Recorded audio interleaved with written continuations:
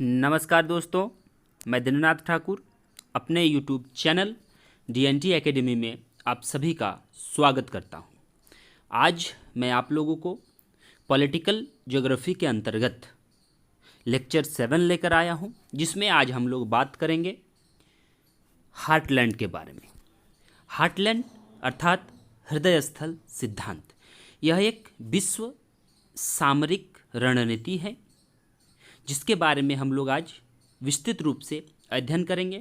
लेकिन इस वीडियो को आगे प्रारंभ करने से पहले हमारे लेक्चर 6 को आप जरूर देखें, जो समुद्र शक्ति से संबंधित है, और हमारे चैनल को आप सब्सक्राइब करें, लाइक करें, शेयर करें।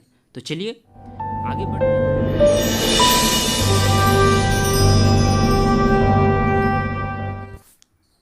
सबसे पहले हम लोग एक पृष्ठभूमि के तौर पर जान लेते हैं कि हार्टलैंड थ्योरी जो है 1904 ईस्वी में अल्फ्रेड जॉन मैकिंडर महोदय द्वारा प्रतिपादित सिद्धांत है, और ये सिद्धांत स्थल से संबंधित सिद्धांत है, अर्थात स्थल शक्ति से संबंधित सिद्धांत है। मैकिंडर महोदय ब्रिटिश राजनीतिक भूगोलवेता थे। ब्रिटेन में इसे आधुनिक भूगोल के शीर्ष पुरुषों के रूप में जाना जाता है। साथ ही इन्होंने लंदन स्कूल ऑफ इकोनॉमिक्स के निदेशक भी रहे हैं और भूसामरिक खोज के पिता माने जाते हैं। ध्यान दीजिए यहाँ पर कि भूसामरिक खोज के पिता माने जाते हैं हमारे मैकिंडर महोदय। मैकिंडर महोदय की कुछ प्रमुख पुस्तकें हैं इस सिद्धांत से संबंधित, उसको भी देख लेते हैं। पहली इनकी पुस्तक है on the scope of method of geopolitics. दूसरी पुस्तक ब्रिटेन एंड ब्रिटिश सी, जो इन्होंने 1902 ईस्वी में लिखी। इसके उपरांत इतिहास की भौगोलिक धुरी 1904 में, पिविटी ऑफ हिस्ट्री जिसे हम कहते हैं। ज्योग्राफी एंड हिस्ट्री 1905 ईस्वी में। डेमोक्रेटिस आइडियाज़ एंड रियलिटी 1919 ईस्वी में इन्होंने लिखी। साथ ही साथ इन्होंने एक मिडलैंड संकल्पना दिया है। ये मिडलैंड संकल्पना जो विशेष तौर पर है, एक हृदय स्थल परिकल्पना का ही संशोधित रूप है, जो 1943 में दिया गया। उन्होंने अपने लेख the round world and the winning of the peace, यहाँ पर थोड़ा मिसप्रिंट है, विनिंग ऑफ द पीस में इन्होंने मिडलैंड संकल्पना को दिया।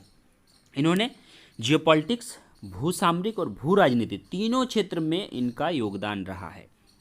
यदि इस सिद्धांत की प्रमुख बिंदु की चर्चा करें हम, ध्यान दीजिए कि इस सिद्धांत की यदि हम प्रमुख बिंदु की चर्चा करें तो हम देखते हैं कि हृदय स्थल सिद्धांत की शुरुआत 1904 ईस्वी में माना जाता है। 1904 ईस्वी में भौगोलिक धुरी अर्थात धुराग्र क्षेत्र जिसे हम कहते हैं, जिसे हृदय स्थल कहते हैं, भौगोलिक हृदय स्थल उनके बारे में पता चला। लेकिन वास्तविक रूप से जो हृदय स्थल शब्द है जिसे हम हार्टलैंड कहते हैं, ये हमारे पास 1919 ईस्वी में सामने आई। पुनः फिर 1943 ईस्वी में उत्तरी अटलांटिक के संबंध में, उत्तरी अटलांटिक के मध्य बेसिन के संबंध में, येनिसी नदी के संबंध में 1943 ईस्वी में इन्होंने मिडलैंड के बारे में चर्चा किया। साथ ही साथ इनका जो सिद्धांत है, संपूर्ण सिद्धांत, वो स्थल शक्ति के बारे में है। चलिए अब हम आगे बढ़ते हैं और हम लोग चर्चा करते हैं कि मैकिंडर महोदय ने अपने सिद्धांत की शुरुआत में सबसे महत्वपूर्ण जो बात कही है कि मैकिंडर महोदय का जो सिद्धांत है वो महान महोदय के सिद्धांत के आलोचना के साथ प्रारंभ हुई है। यहाँ पर ध्यान देने योग्य बातें हैं कि जब भी हम मैकिंडर महोदय के सिद्धांत का उल्लेख करते हैं तभी हमें ये समझ जाना चाहिए कि हमारा जो ये सिद्धांत है कहीं न कहीं महान महोदय के सिद्धांत का आलोचनात्मक रूप है। अब यहाँ पर हम वास्तव में यदि बात करें तो जहाँ महान महोदय आकर रुक गए थे, वहीं से मैकिंडर महोदय ने इस सिद्धांत को आगे बढ़ाया, क्योंकि महान महोदय के सिद्धांत का जो अंतिम कड़ी था, तो उस समय हमारा महान महोदय का भी अंतिम दौर था उनके जीवन काल का। साथ ही साथ उसी काल के दौरान हमारा जो प्रथम विश्व युद्ध का भी प्रारंभ था। तो इससे हम समझ सकते हैं कि मैकिंडर महोदय ने उन्हीं के सिद्धांत को आगे बढ़ाया और विशेषकर इनका जो मैकिंडर का सिद्धांत है ये वास्तविक रूप से प्रथम विश्व युद्ध और द्वितीय विश्व युद्ध के बीच का समय था।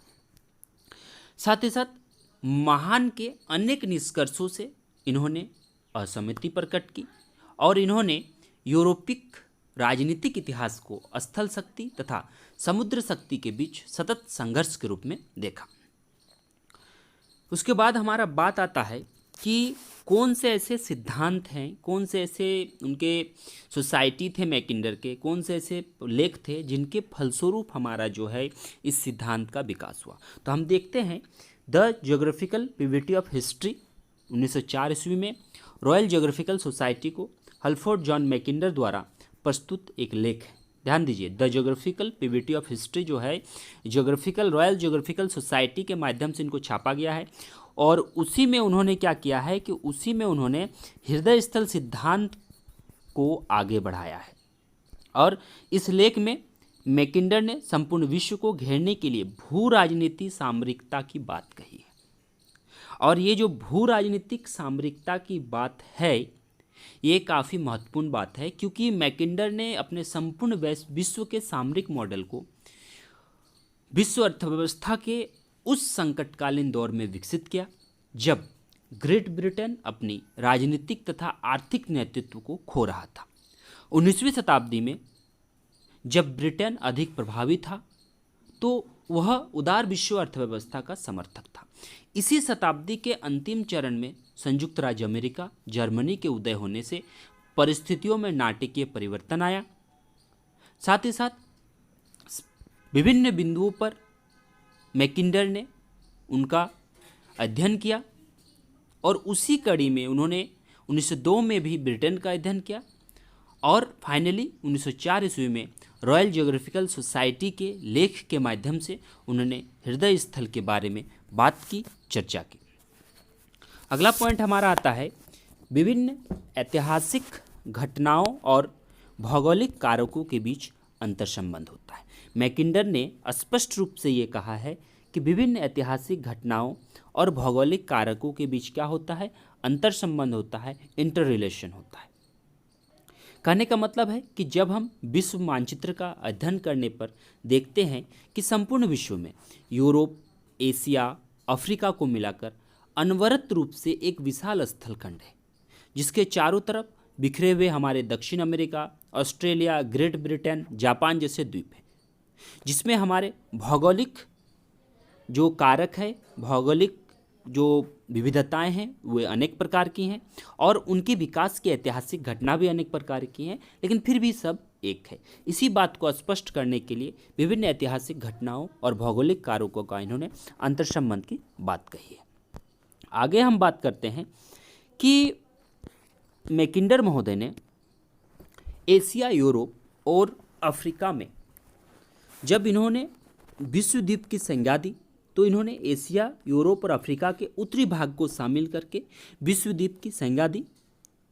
साथ ही साथ जब इन्होंने 1919 ईस्वी में अपने सिद्धांत को हृदय स्थल के रूप में परिणित किया तो उन्होंने संपूर्ण विश्व द्वीप को शामिल किया, यानी कि एशिया और यूरोप के उत्तरी भाग और अफ्रीका के संपूर्ण भाग को इन्होंने शामिल करके 1919 ईस्वी में जो है हृदय स्थल की संकल्पना को स्पष्ट किया।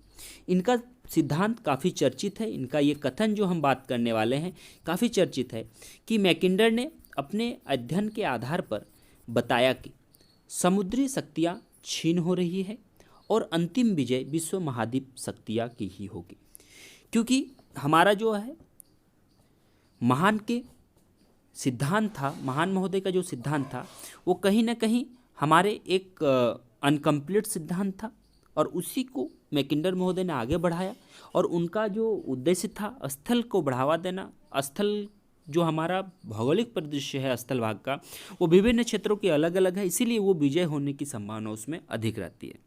इसी संदर्भ में उन्होंने अर्थात मैकिंडर महोदय ने विश्व के स्थलीय क्षेत्र को 3 स्तर में व्यक्त किया है। पहला हृदय स्थल, दूसरा आंतरिक अर्धचंद्राकार पेटी और तीसरा बाहरी अर्धचंद्राकार पेटी। इन तीनों का वर्णन हम एक मैप के माध्यम से देखेंगे। तो चलिए देखते हैं मैप के माध्यम से। इस मानचित्र में मैकिंडर महोदय ने जब हृदय स्थल या धुरी क्षेत्र की बात की है उसको सबसे पहले जानते हैं।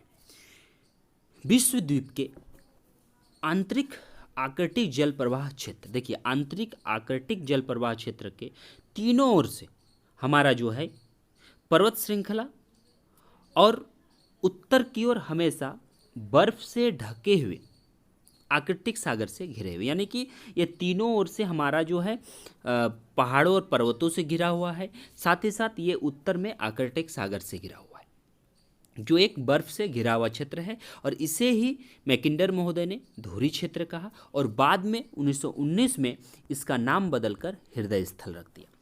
मैकिंडर ने कहा कि यह धुरी क्षेत्र जो है तीनों ओर पर्वतों तथा एक और बर्फीले समुद्र अर्थात आर्कटिक से घिरा होने के कारण समुद्री शक्ति के लिए अगम्य होने के कारण अभेद है। कहने का मतलब है कि यहाँ से समुद्री शक्ति के प्रभाव से इसको भेदना असंभव है, जिसमें क्या है हमारा केवल यूराल पर्वत जो यूरोप महाद्वीप का है, यानी कि यूरोप के पूर्वी हिस्सा और एशिया के पश्चिमी हिस्सा का जो हमारा बॉर्डर इलाका है जिसे हम यूराल पर्वत कहते हैं, साथ ही साथ कैस्पियन सागर के मध्य और स्टेपी क्षेत्र की एक छोटी सी पेटी के माध्यम से इसमें प्रवेश किया जा सकता है।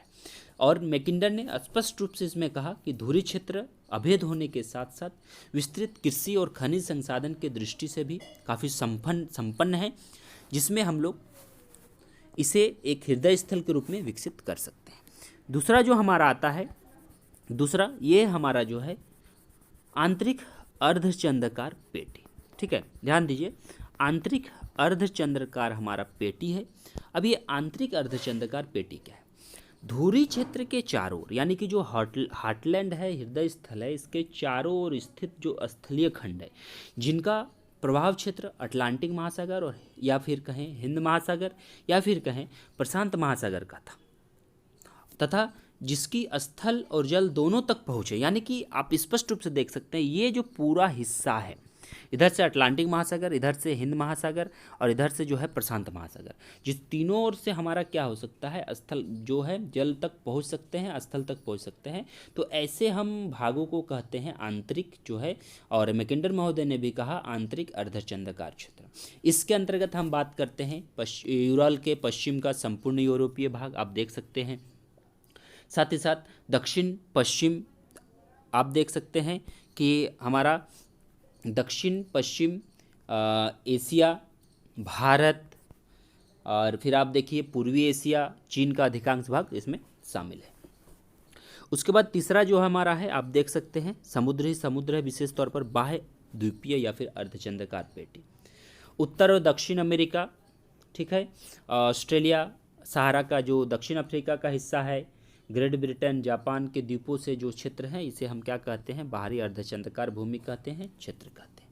ठीक है, और प्रथम विश्व युद्ध के परिणामों और बदलते समीकरणों के चलते 1919 में धुरी क्षेत्र की सीमाओं में भी काफ़ी परिवर्तन किया गया, और उनके सीमाओं में जो परिवर्तन है प्रथम विश्व युद्ध के बाद हृदय स्थल को किसी भी समुद्री सीमा से पूर्ण रूप से अभेद बनाने की दृष्टि से मैकिंडर ने अपने हृदय स्थल की संकल्पना में जो है अपनी हृदय स्थल की संकल्पना में बाल्टिक सागर, मध्यवर्ती निचली डैन्यूब घाटी, काला सागर, तुर्की, आर्मेनिया, ईरान, तिब्बत और मंगोलिया को भी सम्मिलित कर लिया। और इसे तत्कालीन परिस्थिति के कारण, जो उनकी भौगोलिक भूदृश्य है उसको तत्कालीन परिदृश्य के कारण 1919 के विश्व युद्ध के कारण, 1419 के जो प्रथम विश्व युद्ध था उनके कारण उनको क्या किया गया, सुरक्षित किया गया। और सुरक्षित करने के उपरांत उन्होंने एक सिद्धांत प्रस्तुत किया, यानी कि उनका जो परिकल्पना था भूसामरिक का, उनको उन्होंने स्पष्ट रूप से उन्होंने बात रखी। और ये बात उन्होंने कहा कि जो पूर्वी यूरोप पर शासन करता है, ध्यान दीजिए, जो पूर्वी यूरोप पर शासन करता है वह हृदय स्थल को नियंत्रित करता है। इसके साथ ही जो हृदय स्थल पर शासन करता है वह विश्वद्वीप को नियंत्रित करता है, और जो विश्वद्वीप पर शासन करता है वह विश्व को नियंत्रित करता है। तो इसमें हम स्पष्ट रूप से समझ सकते हैं कि यदि पूर्वी यूरोप पर शासन करते हैं तो हम हृदय स्थल को कंट्रोल कर सकते हैं, और जब हम हृदय स्थल यानी कि एशिया का जो अधिकांश भाग शामिल है उसको कंट्रोल करते हैं तो विश्व के समस्त द्वीपों को हम कंट्रोल कर सकते हैं, जिससे हमारा जो विश्व द्वीप का शासन व्यवस्था है उसको भी हम संपूर्ण रूप से नियंत्रित कर सकते हैं। अब हम लोग चर्चा करते हैं कि 1943 ईस्वी में संशोधित मिडलैंड संकल्पना यानी कि मध्य बेसिन का संकल्पना जो आया, हृदय स्थल का ही संशोधित रूप, वो भी मैकिंडर महोदय द्वारा। तो मैकिंडर महोदय ने 1943 में हृदय स्थल की सीमा से येनिसी नदी की पूर्वी भाग को बाहर कर दे। ध्यान दीजिए कि यहाँ से आपका सवाल बनने की संभावना अधिक है कि मिडलैंड सिद्धांत में हृदय स्थल के येनिसी नदी के पूर्वी भाग को बाहर कर दिया, क्योंकि यह जो क्षेत्र था वो आर्थिक और सामरिक दृष्टि से महत्वपूर्ण नहीं था। इन्होंने अपने लेख the round of world and the evening of peace में बताया कि वर्तमान विश्व में प्रथम और द्वितीय विश्व युद्ध के बीच का समय जो है प्राकृतिक संसाधनों से युक्त दूसरे क्षेत्र से भी शक्ति के महत्वपूर्ण केंद्र बन सकते हैं। अब ये शक्ति के महत्वपूर्ण केंद्र बन सकते हैं, इसको हम एक उदाहरण के माध्यम से, विश्व मानचित्र के माध्यम से थोड़ा समझते हैं कि किस प्रकार हम इसके कथन को समझ सकते हैं। तो उदाहरण में हम समझ सकते हैं कि अटलांटिक महासागर का जो दोनों किनारा है, जैसे कि पश्चिम यूरोप और उत्तर पूर्वी हमारा जो अमेरिका है, इन दोनों में प्रजाति के दृष्टि से और संस्कृति के दृष्टि से जो है दोनों में एकता भी है।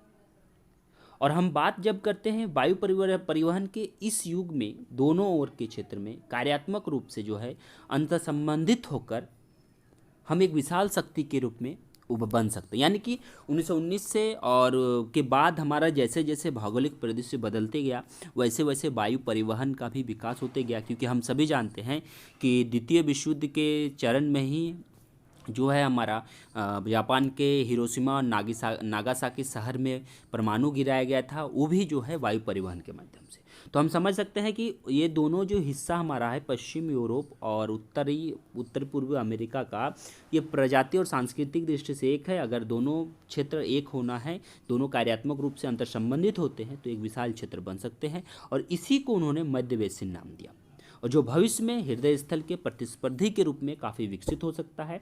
और इस प्रकार हम यदि कहें तो मैकिंडर महोदय ने मध्य भूमि बेसिन का वर्णन यूरेशियन हृदय स्थल के प्रभावशाली प्रति संतुलन के रूप में इन्होंने इसे माना, और उसी के अनुरूप इसको उन्होंने मिडलैंड के संकल्पना में व्याख्या किया।